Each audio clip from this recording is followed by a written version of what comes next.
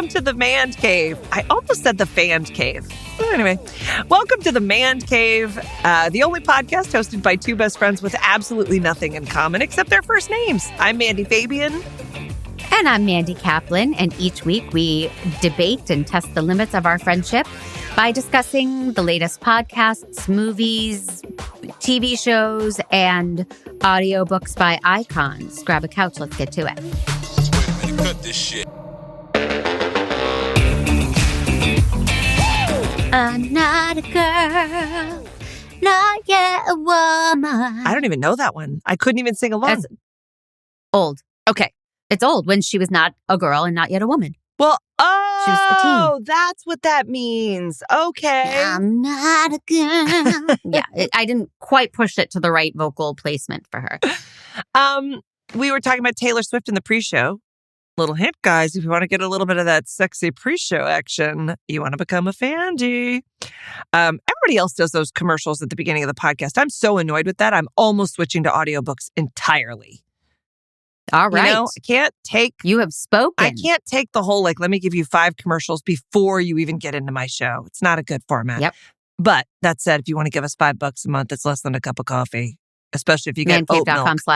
Mandcave.com/Mandy. And we could really use it. We'll send pictures of our kids. They're not looking good. Emaciated. It's not great, guys. Bandys, $5 a month. Wow. Okay. Wow. We talked about Taylor Swift in the pre-show. And the reason we talked about Taylor Swift is because I fell in love with Taylor, late in the game. I was one of those people that was like, she's too pop. She's too this. And then I really got on board when I was like, oh, wait a second. Why is everybody attacking her? And why do I have the opinions I have of her that are not my own when I haven't even really listened to the music? And what's going on? And then I got folklore and I was like, Jesus, she's a genius. What the hell is everybody saying? I feel like Britney Spears, whose book we are talking about today, The Woman in Me. I'm sorry. What's it called? It's called The Woman in Me, isn't it? The Womandy in Me. You're welcome for the title, Pete. Go on. Oh, my God. What about The Woman in Mandy, though? That could be good, too. I don't think there is one. Anyway, that we were talking about her, she talks about a similar fate, right? They both started when they were 14.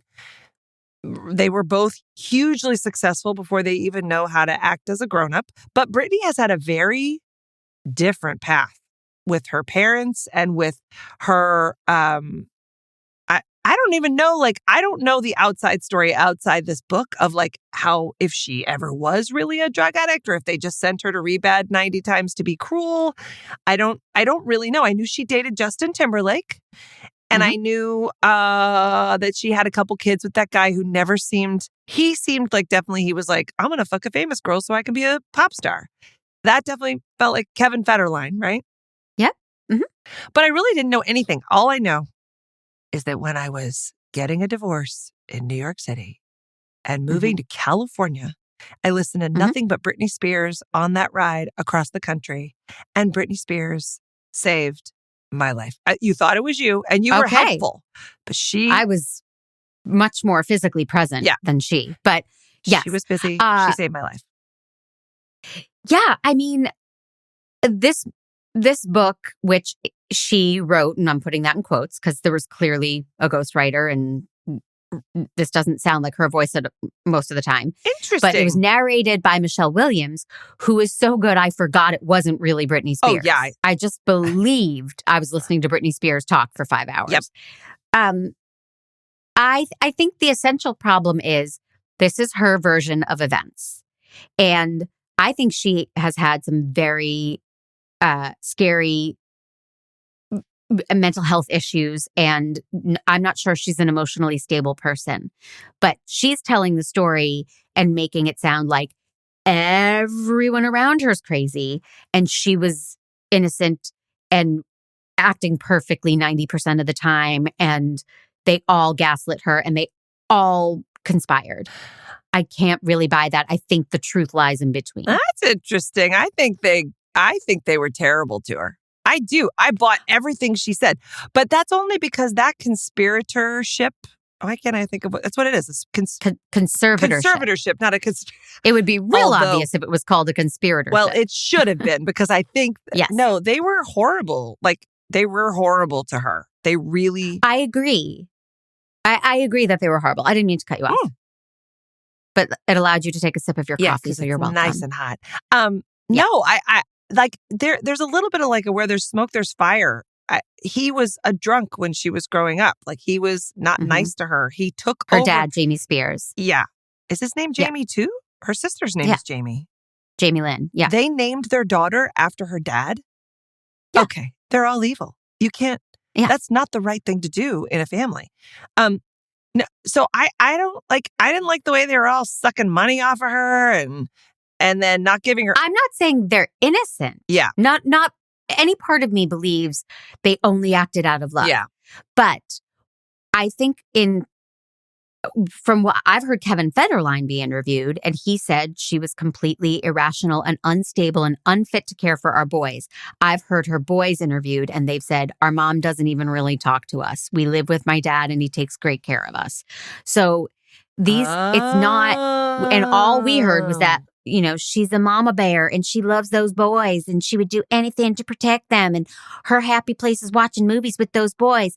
Well, I don't buy that. Yeah. I think she did go through some very serious mental breakdown. Okay. Well. And that her dad, putting her on that 5150 hold and having her put in a mental facility or whatever you would call it, maybe felt necessary. And then he started to see the dollar signs of, if I can keep her down, then I can just run her career the way I want, collect all the money. I think he's an evil piece of shit. Please don't get me wrong.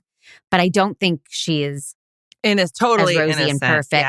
Yeah, she really made it sound like all I did was take a vitamin and they put me in rehab again and again and again. And I just wanted to take my vitamins. No, Brittany, something else was going on there. That's an interesting. She did keep talking about the energy boosters or what were they, right? Supplements. Energy supplements. And she was like, over-the-counter supplements. Why couldn't I take those? Well, that was a good question, They made me feel focused. If they were over-the-counter supplements, then really, why couldn't she take them? Right. Because I don't buy it, Mandy. I think she was unstable and taking things and behaving erratically. And to hear her break down those famous incidents of her bashing a car with an umbrella and her shaving her head and her locking herself in the bathroom, she made them sound totally reasonable. And we would all do that in that situation. Well, but I don't think they were reasonable. I think she had lost her sense of reality. She does not say anybody would do that. She says it's very specific to her experience of like, I wanted to own my body. Everybody wanted me to have long hair and be sexy for them. I was everybody's toy and I had to dance for everybody. And I wanted to own my body. So I shaved my head because I knew that would be a way to fuck with them. And they're like, in terms of the why she did it, not just like Martians are coming and I have to give a place for them to land. If she had said that, I would have been like, ooh, Britney's batshit.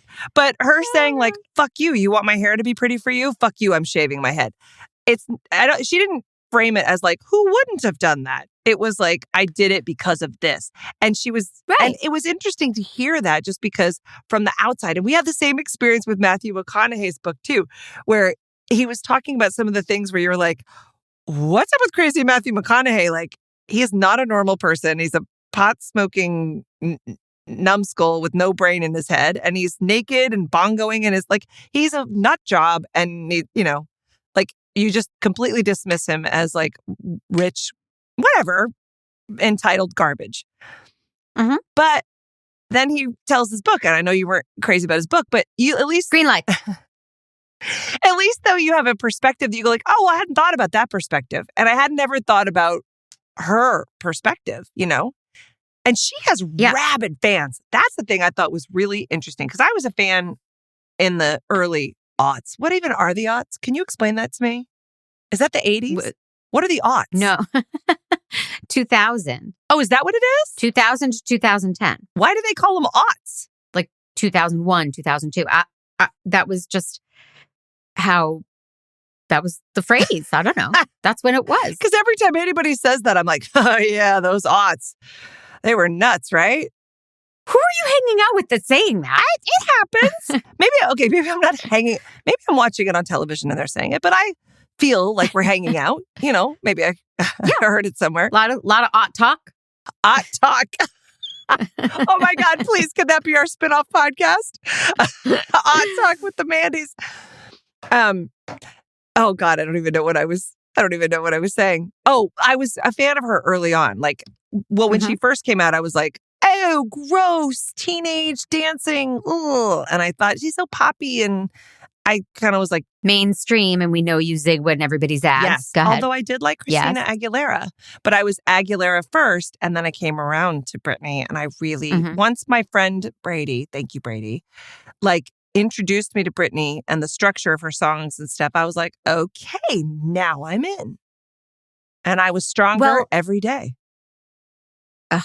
Am I not, when you say titles of songs, I have to sing them, right? Yeah. Stronger than yesterday. So, I loved Britney from the moment I saw Hit Me Baby One More Time. I think she's a gifted performer. I think her dancing is off the charts. Oh, yeah. And anyone who disagrees with me can suck it. I think she's not a great singer. And I don't understand how her career started with her singing, but I think she's an admitted smoker, and I think she has destroyed any voice she had. Yeah. But I would watch her perform anything. In fact, during the book, I would often pause when she would say, well, filming that video. And I was like, I got to see the video. I got to see it again. I don't remember. That's fun. I think she works with miraculous choreographers, and I could watch her dance for the rest of my life and be happy. I really love her as a performer, not as a singer. And she talks a lot about how singing is her gift and songwriting is her gift. And I don't think so, Britney. I really think she's an amazing dancer who can lip sync. That's to interesting. an auto-tuned track. Now you're making me want to rewatch some of the videos, because I think I've only ever seen them like once, and not even all of them. So I'd be curious to. I kind of like Toxic was the last song that I was like, oh, that's a good song.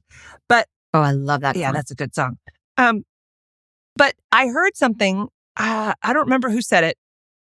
Friend of mine, but she was saying that she heard Britney. Oh, she saw Britney's Mickey Mouse Club audition. Apparently, it's available online or something. Have you ever seen it? No. Okay. Well, actually, maybe it wasn't online. I don't know where she got it, but she saw it. And she said that she sang something that wasn't poppy. It was more like a blues or I don't know, something, not pop. And she said she had the voice of an angel, like a really special, beautiful voice. And it was nothing like the overproduced sound that they ended up on for her thing. Which makes sense, because it does sound very electronic-y kind of, right? Like, always. Yeah. It always did. They were always auto-tuning her. But she also won Star Search, or only one time, and then a boy beat her. And Ed McMahon, I mean, this is who she was from the start. Ed McMahon's like, oh, you're so pretty, little girl. Do you have a boyfriend? And she was 9 or 10 or something. Yeah, really gross.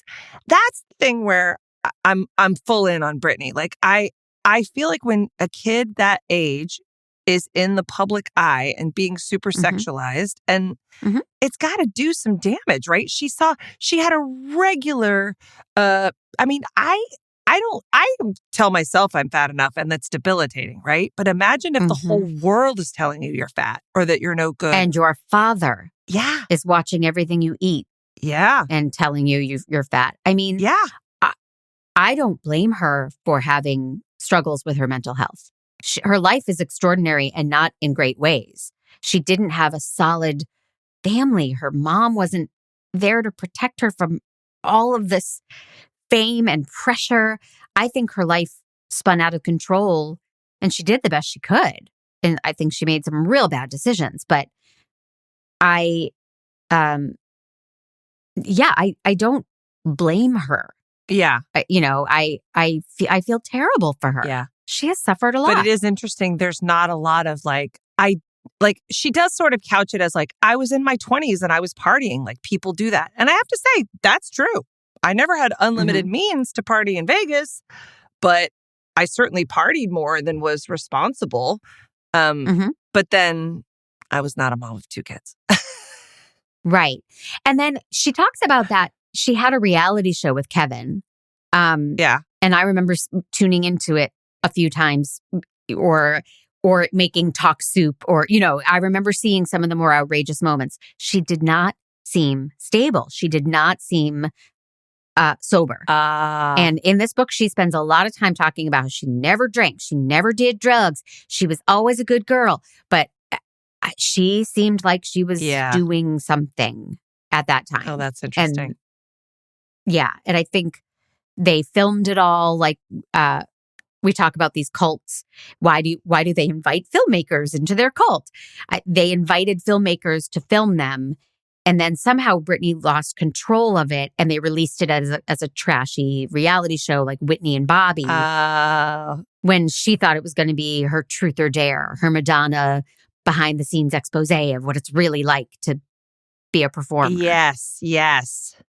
And she didn't get real clear as to why it wasn't that. She just said, and then they made this show from it. Right. Okay. But it was like, well, what happened there? I don't know. Yeah. No, I'm sure there's definitely more to the story. I disagree that there was a ghostwriter because I thought it was poorly written.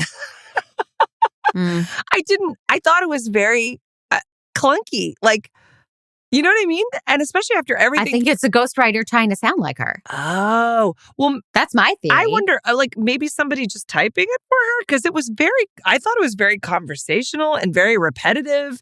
Like, a lot of the same ideas coming over.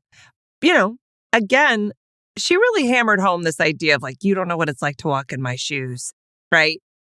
And I know I made mistakes, but, like, I didn't deserve what I got. Absolutely. Which is interesting. But you're right. There are certain things where you go like, yeah, but does a court just give Kevin Federline custody without some sort of reason besides him saying? Although, I don't know. I wonder. Well, just backing up momentarily. Yeah. So from a quick Google, journalist Sam Lansky was brought in to ghostwrite, and another person wrote it with her called Luke Dempsey. He was a ghostwriter. So those names are a little similar. I'm wondering if they're also not female. Like, wow, Britney, way to lift up the ladies. Like, what? But yes, so she definitely had a ghostwriter, and good ghostwriters make it sound like she wrote it. Okay, but there were words that I didn't think she would necessarily have a grasp of that were used. But okay, interesting. But no, I don't think I've heard a lot about the conservatorship. I watched one of those documentaries that she bashes at the end, and she's like, how dare people in my life be interviewed for those things? But I thought they were very pro-Britney. No, I mean, they're not. I can't remember which one I watched. It's not pro-Britney. These are people who are concerned, and they're like, I was one of her friends, and she was not well. And look, when they come asking me to say that about you in the documentary about you, I will keep my mouth shut and I will not participate. I promise you that. Okay. You heard it here, folks. Yeah. But in a lot of these documentaries, I learned that conservatorship should never have been given to her father. A conservatorship can be given to an impartial guardian, a court, right? A judge. Right. So that would have solved a lot of this because they would have helped her get some help, taken over her finances for a time, gotten her back on track, and then she would have been moved on. Yeah. But he is evil, her dad. Yeah. And he somehow finagled it so he had conservatorship. Yeah. And she was his puppet. And he says, I don't know if he actually said this, but it's a very good movie moment when he says, I'm Britney Spears now. Yeah, I don't know, but you're right. It's great writing. Yeah.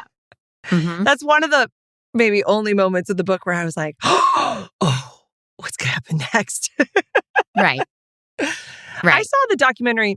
I thought it was interesting. She tells the story of being locked up. And then one of the nurses shows her a hashtag on social media that's a hashtag Free Britney.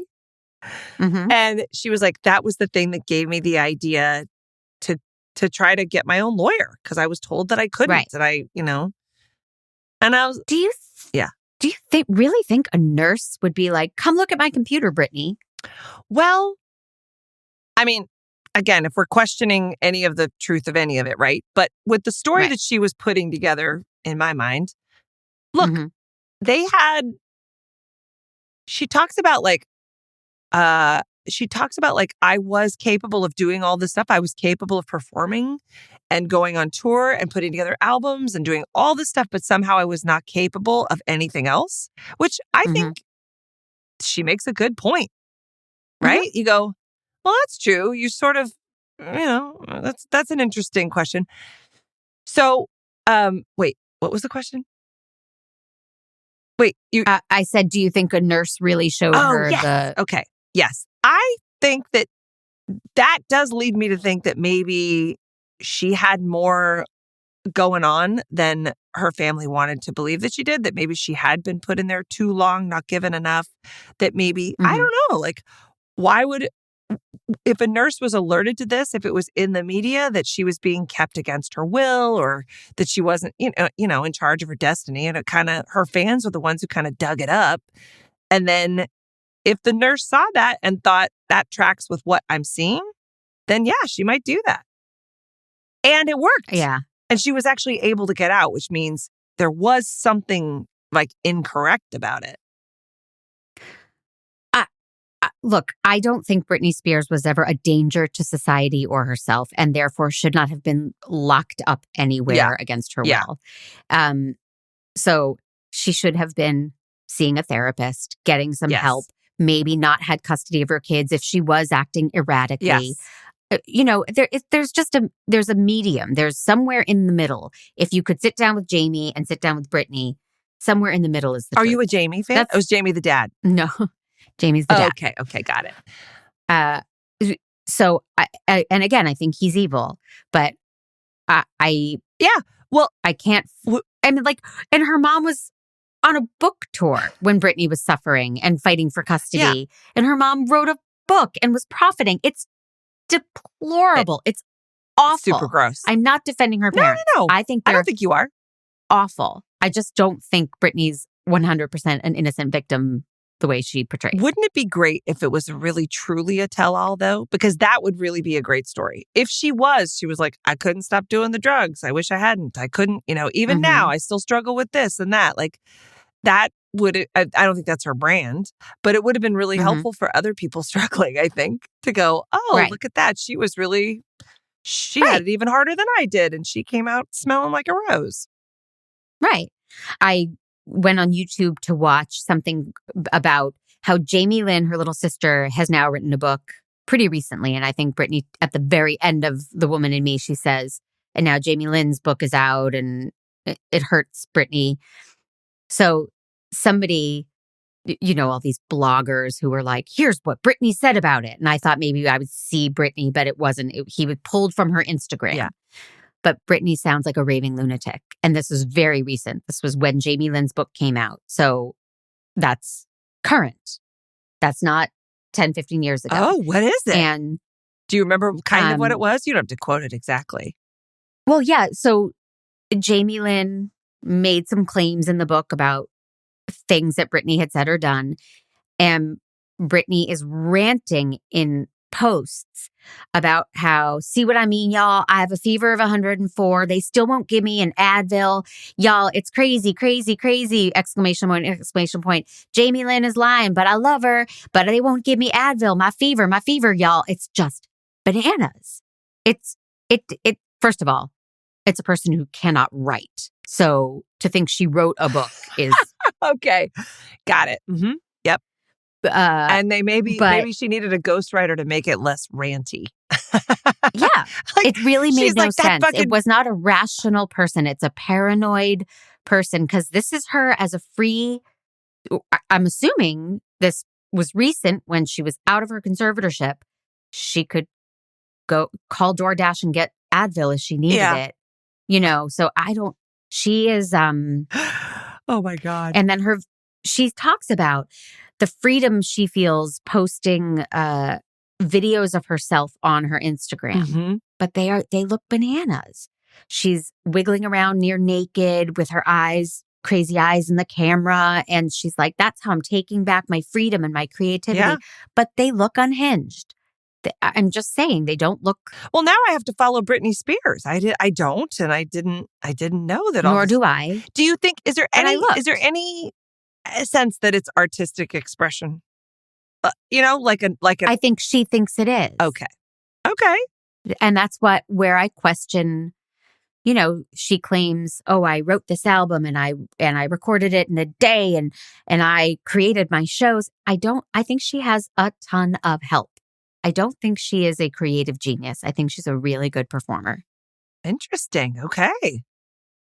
And I'm willing to say it. I think you should audition to be a backup singer so that you can get in there and get the inside scoop, because I would like to know what's going on.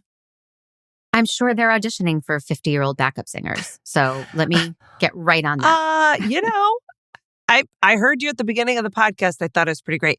I don't think we have a game for this one, but what would be a great game would be to sort of do the actual Britney quote and then do what the ghostwriter might have suggested that quote would turn into. Like looking it up on ChatGPT, but making it an actual writer. Yeah.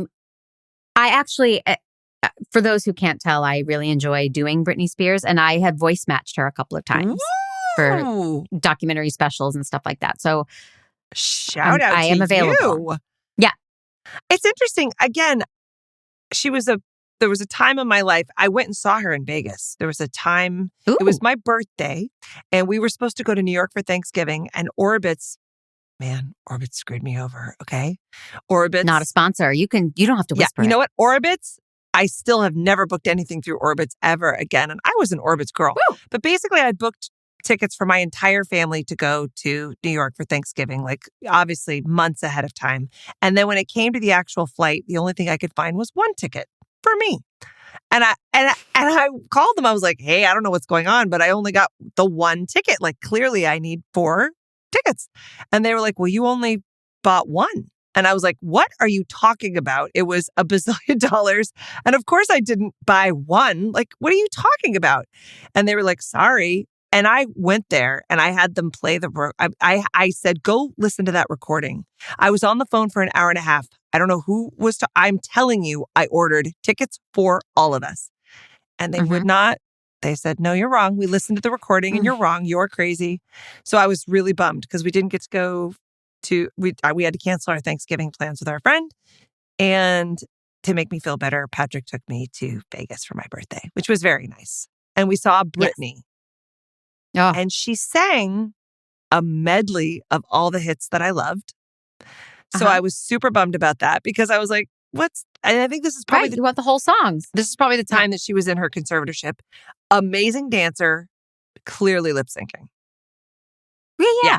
It was not, and there was no there. Like Kelly Clarkson is all about connecting with every song she sings. And Britney was kind of like, just like, now I move to the swing and I swing my legs. And it was fun and kitschy to be there, but it wasn't like a great show. She claims, the reason I phone it in on stage is because I'm rebelling. That's my way of rebelling. Yes. But then later, I don't know about that. Well, but then later she's like, my fans are everything to me. If it really was happening the way that she said, that they were like forcing her to perform when they weren't giving her any autonomy to do everything else, that would piss me off. Like, no, let me order my own food. Yeah. That's really important to me. I think a lot of it is true. I just, what did you think? Man Jobs. Oh, it was such a quick and easy. Michelle Williams kind of sold it for me. It's interesting, and I liked it. I really did. I've thought about it. I think it's an interesting commentary on like what it means to be a famous woman who gets attacked. Like I want to separate out the fact from fiction because I think people get attacked for everything. If they're in the public eye, they get trashed. And it's hard to know. And this book made me think more about her perspective. So I don't know, 4, 3.5. I mean, for me, it's a 5. I loved it. I found it all fascinating. And I would love to know what's real and what's not Yeah. real. I don't have the time to become a Britney historian and really parse it out. But I think that there's But a some lot people of do. truth. Yes, there's a lot of truth in this book and a lot of heartbreak and a lot of triumph. And then there's also a lot of bullshit and her justifying some trashy behavior. But I breezed through Yeah. it. I loved listening to it. I couldn't wait to talk to you about Yeah. it. It's, it wasn't, I could talk to anybody about Yeah. it. So please, let's talk Yeah. about it. I would love to debate what's real, what's not, or find out what people think. Because I remember seeing that performance, the one where I don't remember the song, but she's on the VMAs and she's like, "It's Britney, bitch." And then she stumbles out onto stage. Oh, no. And I remember seeing that back then and thinking, oh my God, what's wrong with her? She looks like she's on drugs. She looks awful. There's something really wrong with her. She talks about that performance and that she had just seen Justin Timberlake backstage. She had just had a baby. She was not in the good frame of mind to go perform. So wait, did you freeze? Spoiler, yes, she did. I'm going to keep talking. I went back and rewatched it, and it's not that bad. She's such a talented performer that the thing that had the world saying she couldn't perform anymore, she's done, she's washed up, looked pretty darn good from this perspective. Mandy has left the Zoom. She has probably ended our friendship. Bye, Mandy. I will do the business of the podcast. Her power went out. She just texted. So I will say, please join us in Discord at mandcave.com/Discord to discuss this book and more. Give us a 5-star review on Apple Podcasts. Get some merch at mancave.com/merch. Become a Fandy at mancave.com/Fandy. $5 a month gets you bonus content and more access to us. And the Man Cave is a proud production of True Story FM, engineering by Pete Wright, music by Ian Post. Thank you to everyone who's listening, and not sure when we'll be back as Mandy's in London, but we'll be back soon. Bye. Hey, everybody, it's Pete. Yeah, that was a real podcast roller coaster. Am I right? Okay. So here's the thing. You just heard Mandy wrap up the show. But what you didn't hear is what Mandy does on the other side of that call while Mandy cannot hear her. And I thought, it's a bonus episode. And I'm the one pushing the buttons. So why don't I just let you hear that too? Uh-oh. My power went out. My power went out. Uh-oh. Okay. Well, that's too bad. I think I might be closing this down, and Mandy's probably closing it down on the other side. Oh, good Lord. That's hilarious. Oh, it's back on. Okay, now I'm going to send it to her. Well, we were going to wrap up anyway. Wow. That was a crazy that was nutty. You know what? This reminds me, I am more like Julia Louis-Dreyfus than I even knew, because this happened to her on her podcast. So I am practically like the star of Seinfeld. This is the magic and the glamour of show business, you guys. Sorry, Pete. I'm going to just re-invite her to my little podcast situation and we'll close it out. How does that sound? Oh, except my internet's not working. Dang it. Okay, maybe we'll just do it on speakerphone. I'm going to call her. I'm doing this on speaker. Number you've dialed is not in service. Oh, God, I called her home number. Jesus, what am I, a Luddite? Why do I still even have that in my phone? Oh, God, okay. That's bonkers. Oh, my God. So anyway, I have you on speakerphone. I've still been recording, and you're in my microphone. We should just close it out, right? I wrapped it up. I did it.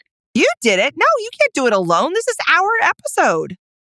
Okay, well, I was like, I don't know where Mandy went. She said her power's out, so I'll say the closing credits, and I said we'll see you real soon. Oh, you did all that? Okay, you did a really good job. So I'm sorry I yelled. I'm unstable ever since the power went out, you know? If you want to record a button on that and say, I heard Mandy wrapped up the episode without me, but I just want to say whatever, then that would be cute. Okay, maybe I'll be cute. That sounds good. Do you think I'm being hacked by Russians, or is this a legitimate thing?